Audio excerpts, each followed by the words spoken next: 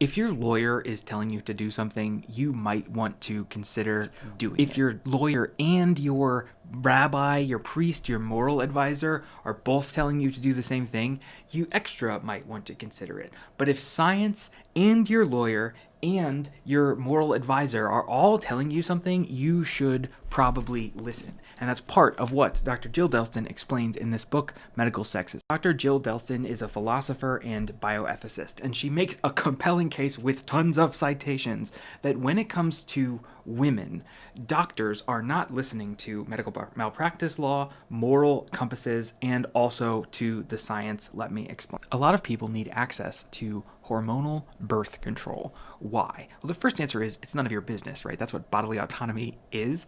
A second answer is contraception. As you know, it's stopping pregnancies from happening. A third answer that I did not know until I read this book is actually it's medically necessary for a lot of women. If you were an ignorant man like me and you did not know any of this, you can read more details in her book about it. The problem is that doctors are introducing unnecessary hurdles. They're making it harder for people to get access to birth control with unnecessary medical tests. Why is this bad? 3 reasons. Well, the lawyer, the priest, and the scientist.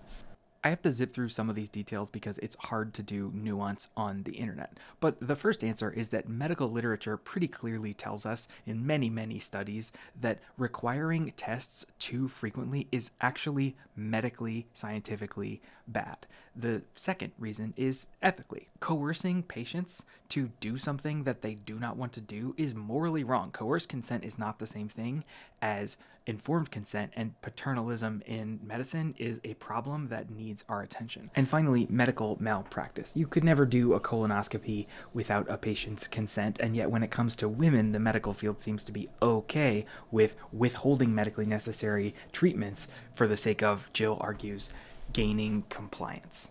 I'm aware that I went through this way too fast, and dare I say I skipped some of the nuance, but if you want to know more, you can get the book yourself, or Sunny Day Jones and I sat down and interviewed the author herself on episode 3 of the Too Much Nuance podcast. And even though we were discussing serious topics, it's weird to say, but I had a lot of fun talking with them because they are amazing people. It is everywhere where the podcasts are, and there's a video on the place where the long form videos are. Thanks for listening, and happy. No, it's not always the case. Sometimes it's just straight up injustice.